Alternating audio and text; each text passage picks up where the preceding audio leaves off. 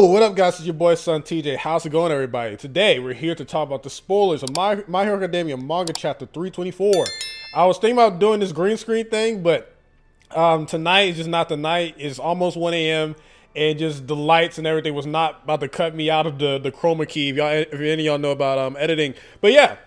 You guys have been doing amazing with the likes, shares, and subscribes with these type of videos, man. I gained a lot of subscribers, a lot of stuff. So if you're new to the channel, I talk about My Hero Academia, I talk about Dragon Ball, anime, manga, comics. I even talk about the latest Spider-Man No Way Home trailer. You can check out my live reaction to cards, and you can also check out my merch. And outside of that, let's talk about these spoilers, man. So 324's chapter title is called A Teenager's Request. The first page shows a small Ochako smiling with, as she looks at a man cheering, with a narration box saying, "I love seeing other people's happy faces."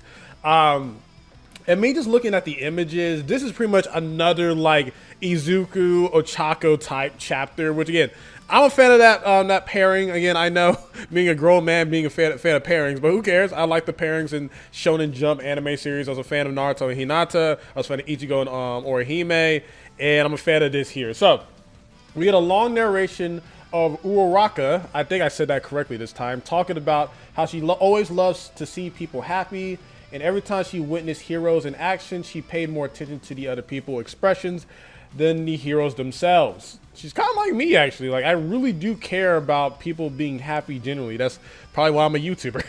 I care about entertaining people, or at least seeing people happy. People seem to finally realize how Deku looks, saying that he seems to be weakened and tired.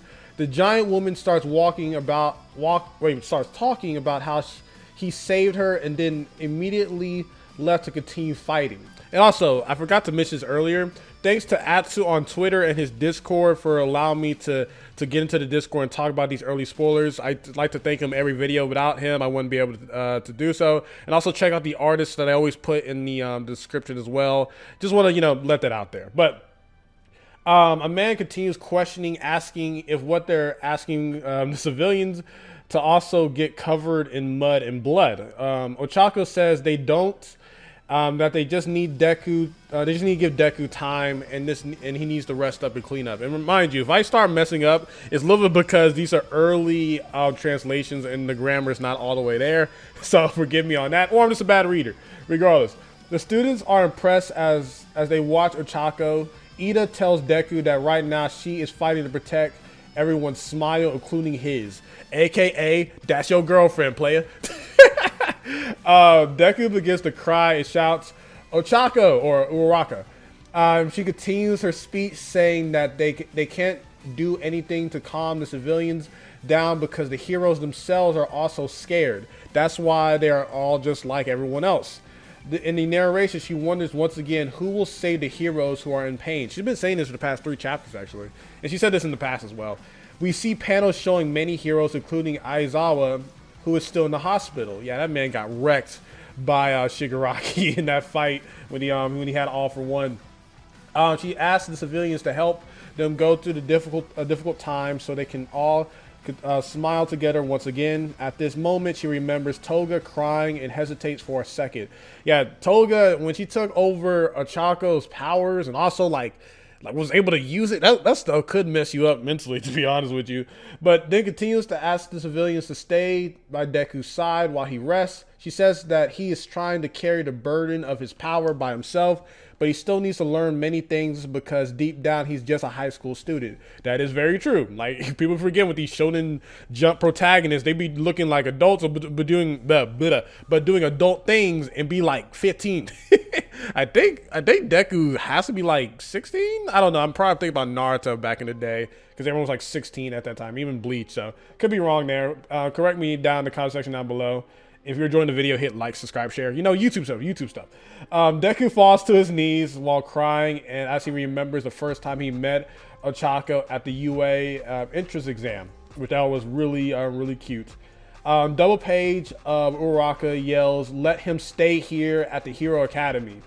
At the same time, there's a narration from Deku. He says that this is the story of how he became the greatest hero. Okay, this is the callback to the first chapter in the first episode of the anime.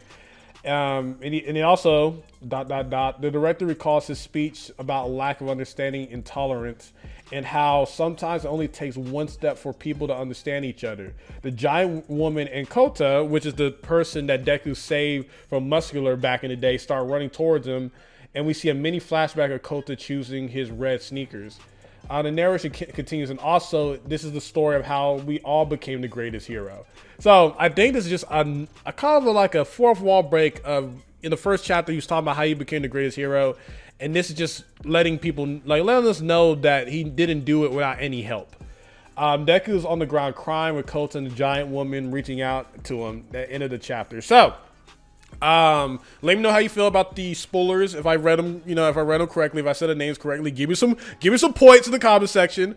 But yeah, this is a very simplistic chapter, to be honest. It's just a legit, just a little follow up to 323. And this is just getting more of Ochako giving her speech. We see Endeavor, we see Ida, and of course I know there's gonna be memes about Deku crying or whatnot. But bro, like, this man has been going through it, like living with the curse of One for All, trying to be the hero that everyone needs, trying to like live in All Might's footsteps, and just kind of seeing that people do care about him, and just thinking how like he let go his feelings for Ochako.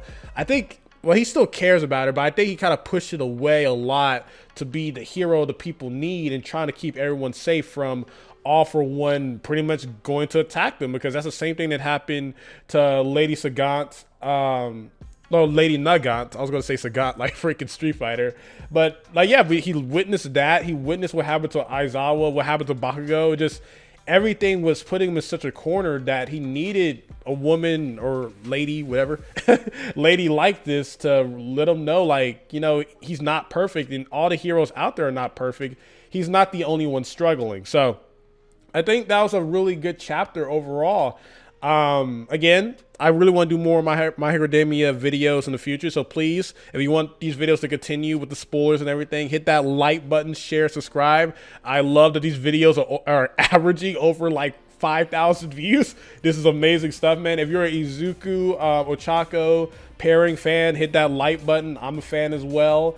And again, this is just a more follow-up to that whole pairing, what's going on there. And also, there was some stuff that I missed at 323, talking about the possible the possible snitch. I don't know, I can't remember the actual term I want to use here, but the snitch being like the president of UA.